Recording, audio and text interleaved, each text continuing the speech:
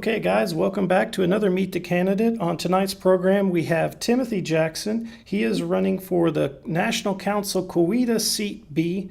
Mr. Jackson, thank you so much for joining us tonight.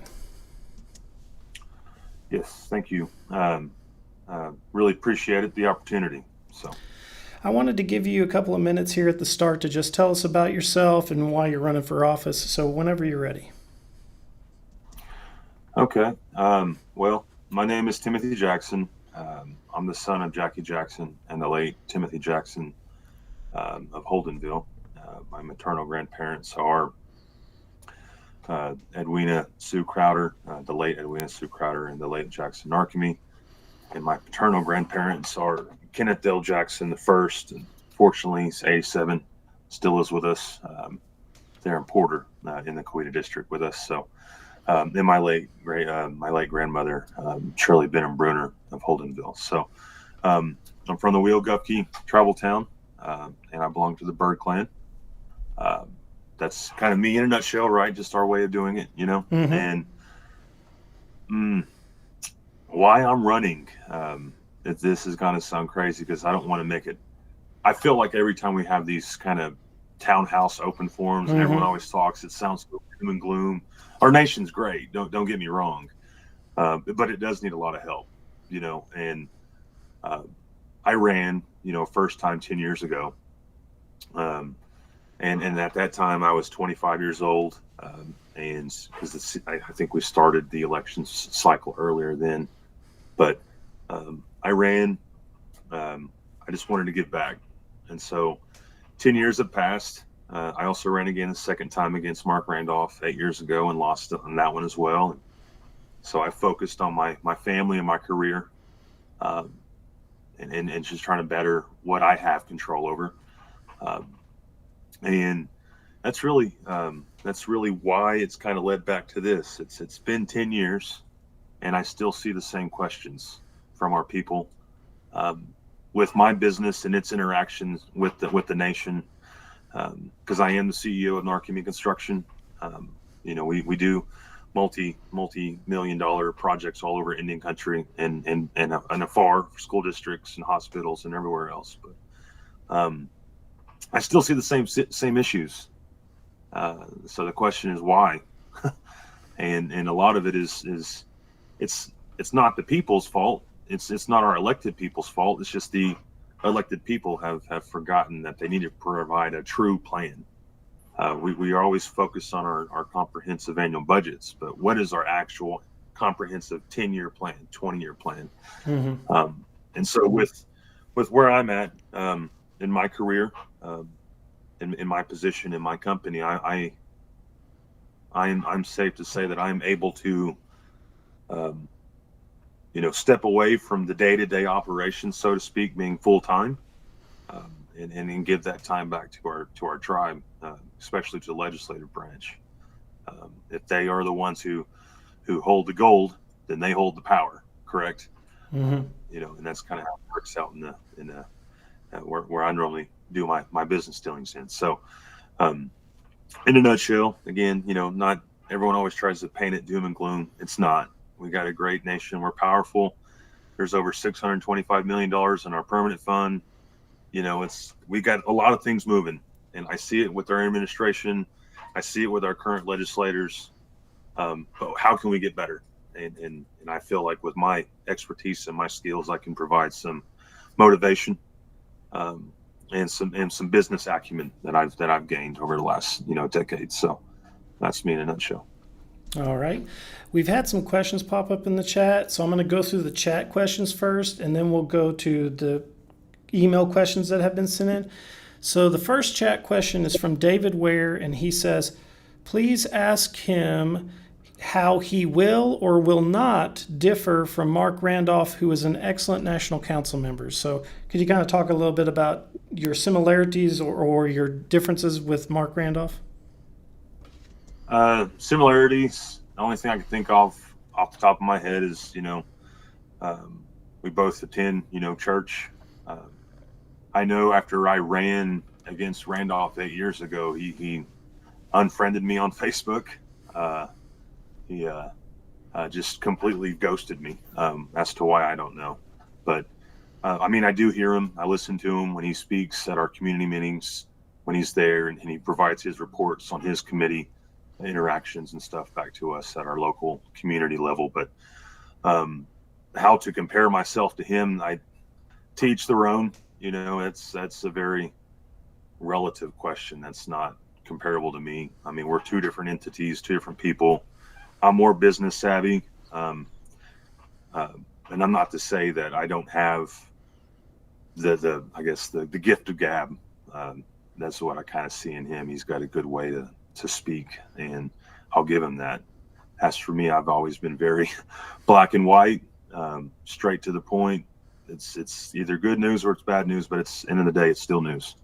So Gotcha. that's about really how I can compare it. So. Okay, we've had a couple of questions here from T.Y. Prohl. He's asking, first, would you support raising, lowering, or maintaining the current age, 55, of eligibility to qualify as an elder? I think it needs to be tiered. I think 55 is a sound basis. It's a good base level age for an elder. Because that tells me legally you're 7 years away from retirement.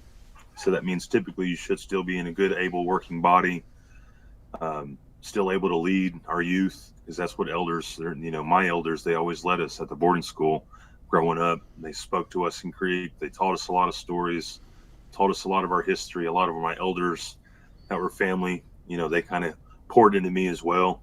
And so as they get older, though, that's where I think it needs to be tiered.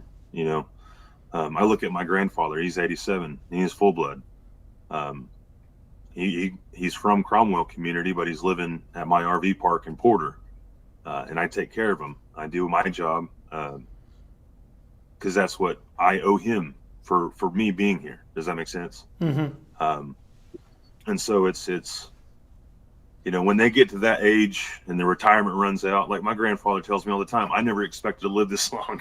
And, to him, he's like, it's a blessing because I get to see you and your kids, my great grandkids. But at the same time, I didn't plan this, so maybe we separate that once they get past that retirement. Do they have the proper planning? Is there programs that can be implemented or created to help them financially set themselves up to live longer? Because it's happening. It's happening more and more nowadays.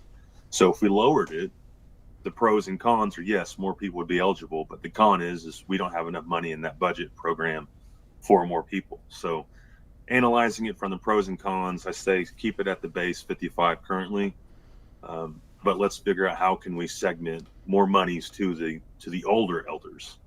And that's just my opinion, because I see that with my grandfather all the time. And even the elders at our community, the ones that are older, like they're not even able to make it to our community now. Because the mobility goes away from them, So I feel for those people. I know at one point, I'll be there. And I hope that my nation's going to take care of me when I'm 87, 90 years old and I can't move, or my eyes don't work at night, so I can't drive to these community meetings in the evening, So it's, what can we do? I think we segment it, always lead with the heart, and then take care of the ones that need it the most. In every program we have, that's just how I see it. So all right. That's all I got to say about that. T.Y. Prohl has another question. He says, will you support an increase in the school clothing allowance program from the current levels if elected? Yeah, I say yes. I've got 4 children. I've got 2 boys and 2 girls. One's in high school, 2 are in junior high, or one's in junior high and 2 are in elementary or upper elementary. And so, I'm a benefactor to that program. I remember having it. I know the pitfalls to it. The main con was you spend all your money to get your first week of school clothes.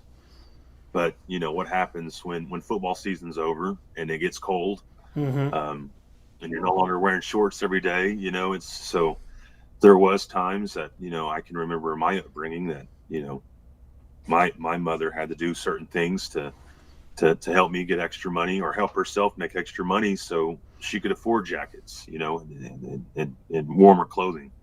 But I think the increase has to happen, and I think it needs to be tiered as well. There needs to be a fall and a winter or a summer allowance and a winter or spring allowance. However you want us to look at it, winter allowance. Mm-hmm. That's just because so many kids.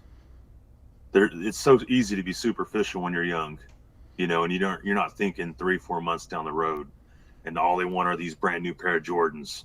Mom, take me here. It's tax-free weekend, or I'm gonna catch the bus. I'm gonna go get these sneakers.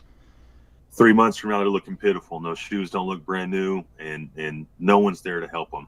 So that's why we are legislators, or that's why I want to become a legislator. That's why there are legislators, is to think down the road for those instances. So I think it needs to be looked into for sure. All right. Franklin Coachman is asking, will you be a full-time council rep? I kind of find that to be a loaded question. I know it was asked at the Kowetv Forum last week. Currently, the position is a 1099 contractor with the nation. So it doesn't provide full-time benefits. There's no full-time staff. We're not showing up for 4, 5, 6 months out of the year and just pumping out legislation and reviewing numbers around the clock. It's not set up like how we would see in our counterparts at the state level or federal level. So to say, the people always say it's a full-time position, it's kind of contradictory. If it's a full-time, then give me the full-time benefits, give me the full-time wages. And I'm going to be honest with you, people think I'm crazy when I say this, but I don't pay myself $57,000 a year at my construction company to run a $20 million business.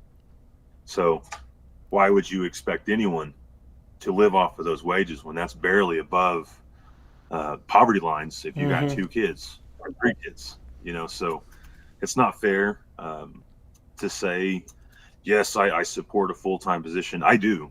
Believe me, I do. But it needs to have the full-time support. There needs to be full-time offices. There needs to be full-time attorneys around the clock, ready to work with you in the AG's office and executive branch to get things moving much faster. More business analysts involved. I mean, there's just so many things to really make that become a true full-time position. So currently, I would anticipate it to be like I do with anything else. I always have a lot on my plate. I think that's just, I'm wired that way. And being on council and attending the meetings and driving to Okmulgee or to the community buildings and visiting other citizens and their locales is par for the course. It's not, to me, that's part of it. I have the ability to change my schedule, and then that's also the nice thing of being a business owner. I have my employees; they all have their jobs. I'm just the CEO, and I make sure things are going the way they're supposed to be going. And so when it comes to my tribe, they're always first. It's always been that way. So even with my business, all my first projects, or if it's Creek Nation's job, give them the best price. So being a full-time position, again, answering that, it's where are the full-time benefits? Where's the full-time staffing? Where's the full-time office facilities? There's a lot of things to be considered with that. That's why I always say it's a loaded question. So, all right. Let's see, where are we at here? TY Prohl's asking, if elected, would you support legislation to allow citizens to vote on allowing citizens and Mvskoke Nation employees to have the constitutionally protected right to unionize under tribal law? I do believe our UCC and our commerce laws do tie into that. A lot of that sounds, I want to say I was reviewing that last year because I remember the By Creek Act. And so if there's unions, they have to be, in my opinion, organized by a creek, whether the nation itself or interdepartmental organizations. But that's a form of protection, and it protects the employee from, an administration that just has a bad day, and it protects them from legislators. You hear the horror stories all the time of some of the earlier council members. I'm in council. You're going to get me my cup of Coke at this bingo hall right now. Like, no one was there to protect them, from our own overreach, egos. And that's why, That's why unions were created over 100 years ago outside of our res. You know, they were to protect the employee. Your job is to show up, produce, and go home and live your life. You know, go do what you want with your money on your time. And so totally support that. I mean, from the Archimede Construction's perspective, I want to see that, because I want to see, where's the laborers? Where's my framers? Where's my drywallers? Where's my painters? Where's my concrete crews? Like, all of those unions could be created to build that, because currently at the state side, here in Tulsa Metro at least, the only unions that are strong are the mechanical, the plumbing, and the electrical. You know, so many unions have gone away. So we maybe look at what those unions have done outside of our nation and say, hey, what have they done right and what have they done wrong? And let's put this together for our people, and let's make our people better. So with the unions. Alrighty. T.Y. Prohl asks, would you support the creation of a Mvskoke Nation Labor Relations Board modeled after the United States NLRB? That's kind of, I would think that would be kind of redundant. We already have that with the CISO, in my opinion. The federal level, they don't have, you know, a TARO or CISO law. They have their labor board. And so, you know, our CISO currently is, I think it's falling under the executive branch. And so, you know, I've reached out to them on previous contracts and just said, hey, do you have any guys? Do you have any of this? No, I don't. No, I don't. No, I don't. And so why not? If we really want to boost our labor, it starts with CISO. We already have the framework. It's let's reform the language and make it work for our people, and not just for the code books that sit on people's shelves anymore. You know,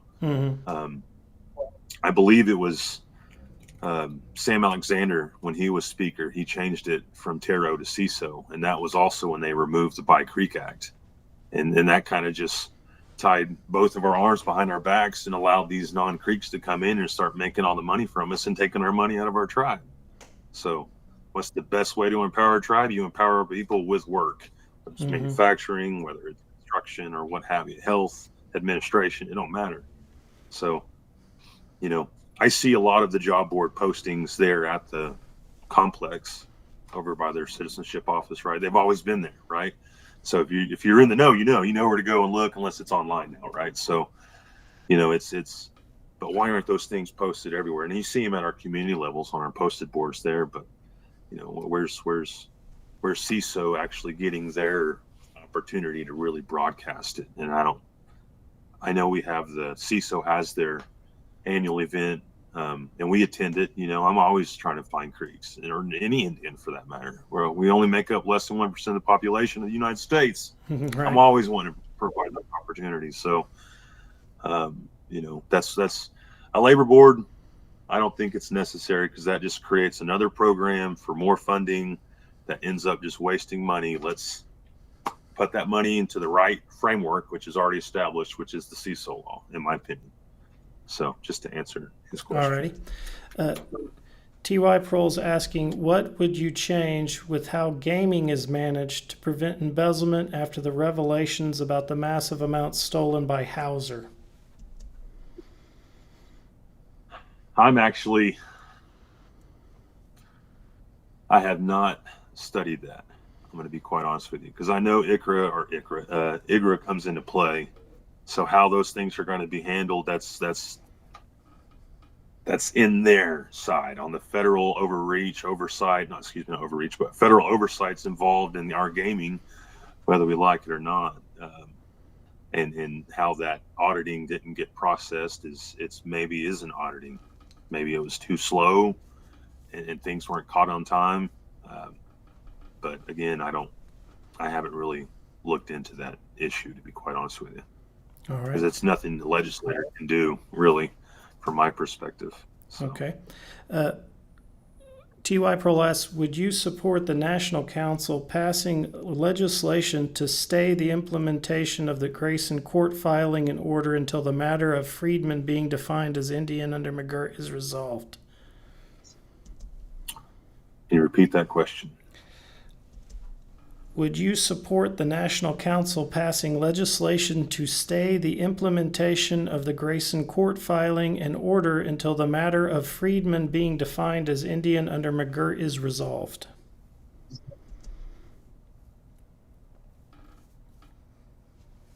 I would say, yeah. Okay. Yes, I would. Yeah. All right. ML is asking, what are some of the ideas of economic development that you have? That's a long list, man. There's so much things we could be doing. It's unbelievable. I know when I was reading the nation's, quarterly report, they speak on a high level view in it. But you always hear budget cuts and everything else. But what are we really doing that really makes us money? I did see that our meat processing plant is killing it right now. It's got some crazy good numbers. And, it's just like, so if that's the case, if it's our meat processing plant that's making money, then why do we only have one? Let's start there. Why try and create something and waste the time on feasibility studies and market analysis? Let's duplicate it. That also creates more jobs for our people. Mm-hmm. And once you start to do that, because food security, end of the day, that is sovereignty, and no one can touch us. So why aren't we feeding our kids at the boarding school with our food? Why aren't we feeding all of these schools that we give so much money to with our food? Make them get into a contract with us. Or, I guess it would be a contract, a service contract. We'd be a contractor or vendor on their behalf. So, not trying to go all exuberant and everyone's like, we have to do this and X, Y, Z and spend tons of money. No, you look at what works and you duplicate it. I heard, I believe, Lucian mentioned, well, we should take gaming outside of the state of Oklahoma. That is a great idea. There's so many avenues out there that would love to have our business partner with other tribes where we were 20 years ago that need our help. The same way as the Hard Rock community showed up to the Cherokee Nation and gave them their casino in Catoosa, even though they always boast that they're the best in Tulsa. They're not even in Tulsa. So, but I digress on that perspective. But, there's a lot of things that could happen, but a lot of it starts with what really actually provides and amplifies our sovereignty and allows the state of Oklahoma to really understand our true impact. Those are the things I would focus on before anything else. Again, where's business? Where's the job creation start? How many lives are going to be touched with this money and its impact? I know our rural communities, they need a lot of help. So infrastructure, there's a lot of grants out there that are flying off the shelves all the time. So it's like, why aren't we capturing that money and putting that back into our tribe? Mm-hmm. A lot of different things. It can go everywhere. My mind always goes blank every time I get asked that question because there's so much I think about after the fact. Right. So well, we're at 23 minutes, so we're getting close to the 30-minute line, and I see that there's some questions that are popping up in the chat that are on my email list. So I'm just going to go ahead and jump on the email list for a little bit, guys, and clear that out because we haven't asked any of those questions. T.Y. Parole in the chat's asking about the federally recognized tribal towns. So I'm going to start with those questions. Are you a citizen of any federally recognized tribal town? No. Do you think my great-grandmother was Bucci, but do you think? Yes, keep going. Do you think dual enrollment is in a federally recognized tribal town is a conflict of interest if you have, say, one person in one government and also the other government? No, because end of the day, our people is a confederacy. We've always been that way. That's why we have our tribal towns. So, that kind of question to me sounds like what a Cherokee would ask a UKB or something. Like, that's not how we process things. They take care of us, we take care of them. It's just how it goes. Okay. Now, I would say this, if there's anyone on there in their government, they shouldn't be allowed in ours, which I believe that law is already there anyways. But, that's the conflict of interest. If there's an individual in both forms of our governments, then that would be a conflict of interest in my opinion. But other than that, no, our tribal towns are our tribal towns for a reason. Okay. let's see here. Where am I? Okay. Have you been instructed not to speak about the MCN Supreme Court Freedmen decision by the election board or any other governmental body? No, I have not. What is your opinion on that decision? I mean, the Supreme Court makes the ruling, and it's their interpretation of our own law. Then I say, let's prepare, let's move on, let's get ready for the future. It happened to the Cherokees, it happened to the Seminoles. There's so much precedence case on the federal level. It's bound to happen.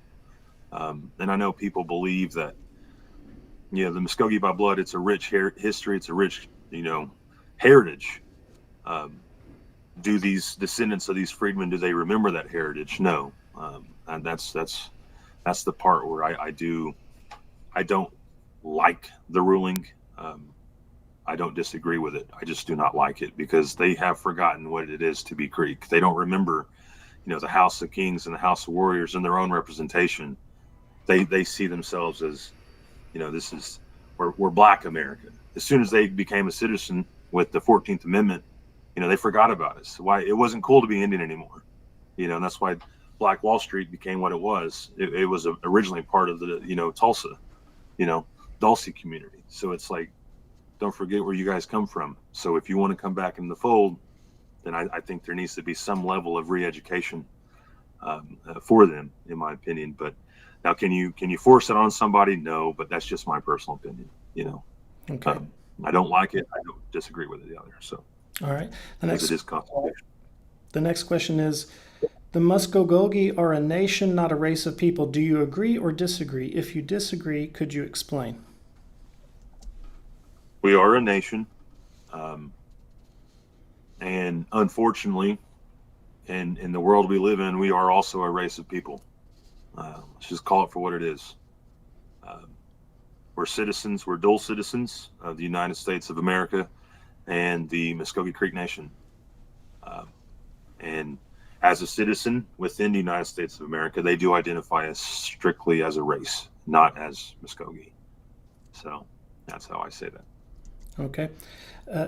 Do you think the blood quantum requirement for office or chartered community boards needs to be changed? I think it's time. Look at all the people a lot of our voter apathy stems from it. Why would you want to partake in something you can't even be a part of? You can't even participate in, I think it needs to be reduced to maybe an eighth. After speaking with some of the elders I've spoken to about it, what is their take on it? A lot of them grew up with their full-blooded parents saying, you don't need to focus on this. This isn't going to help you in the future. Ignorantly not knowing that we were going to be so close to losing our language. Like, look at the Caddo. It's been stated that they lost their last speaker. So we're still keeping ours alive. So what do we really lose if we open the gate, open to more people who don't have a quarter blood or more? Creek by blood is still Creek by blood. Now that's probably where I would delineate it. In my opinion, that's where it stops. But okay. The next question is about quarterly report, but you kind of spoke about that earlier. Do you know the amount currently held in the permanent fund, and would you support a movement to accumulate over $1 billion in the permanent fund before the end of the decade? Like I said, I think it's $625 million, and based off of that report, it looks like there was a $70 million increase quarter over quarter, which is roughly 7%, if I got that math right in my head, which is some pretty good return on money. A lot of that is because, the money markets are starting to bounce back. A lot of the doom and gloom of the Trump becoming president, the markets are starting to, balance. And you can see it. There's already talks around the horizon that the prime rates are going to reduce, which is great, potentially, a point and a quarter basis by the end of the year. So that being said, our permanent fund is on track to potentially hit $1 billion by the end of the decade. If the markets continue, because I think the bull run is probably over, but it's not over in a sense. but it's hit its apex and now it's coming down, but it's going to be slow and gradual. And that's what I'm seeing. As for business development and economic, growth, actually figuring out where do we start to actually start putting more money back. I think it starts with empowering our 8A arm we currently have. There are so many federal contracts out there. Like, why aren't we going after more? Why aren't we giving them the support they need to go after $200 million worth of easy contracts? And in the federal market, minimum profit is 8%. And that's after all things considered. You could have, if it's a tribal entity, there's no competition. They go straight forward, get the win. So they can mark it up 15% and say they set aside just $50 million for us. Okay, 50 million, let's just say 10% for easy math.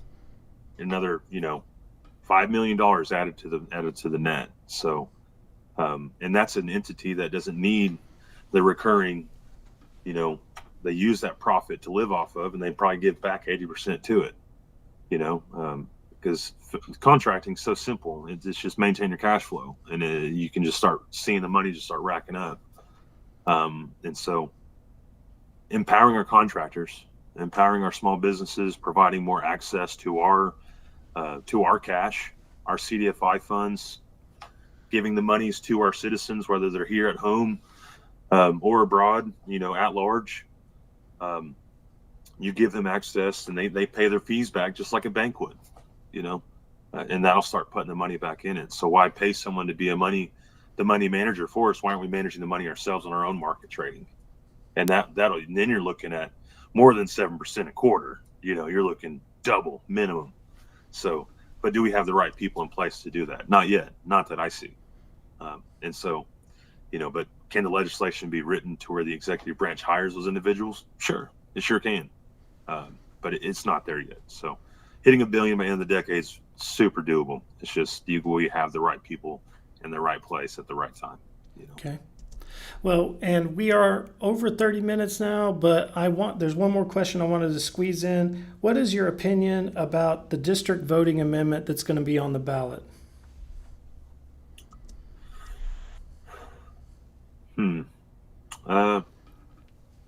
I'm going to vote for it. I support the district voting. Okay. I'm a product of my district. I know I lived at the boarding school. I lived in Holdenville. But majority of my life, especially my older teenage adult life, is in the Kowetv District. I still remember the prayer my church prayed over me after I graduated from high school and went off to college. So it's community means so much to me. And I hate sometimes that I can't always be there, but I know my wife is always involved. My kids are always doing something. So, but district voting, we're so big on families, but it's so easily to overlook the wrong person, overlook their flaws or their inability compared to someone else just because a family said do this.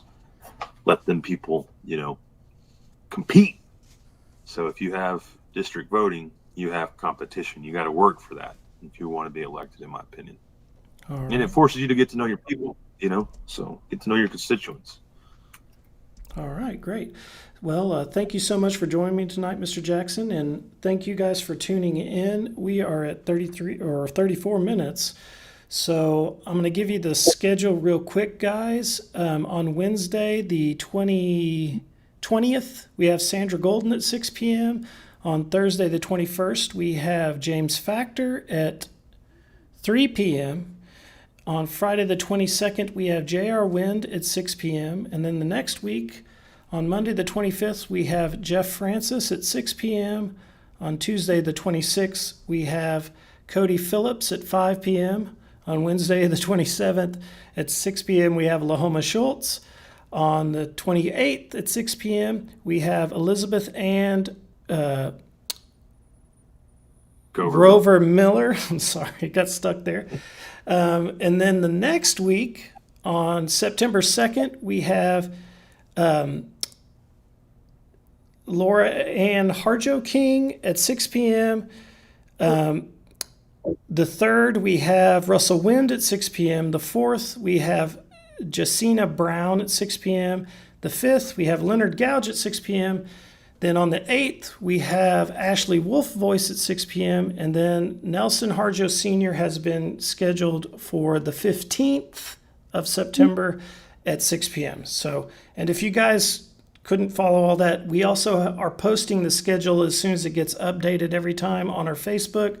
So go to our Facebook page and there'll be a graphic there that you can check to see, so you can make sure and tune in live. And thanks everybody for tuning in live tonight. And then I'll see you later in the week when we interview Sandra Golden. So Mado, Hadum, Chihichat, Lees.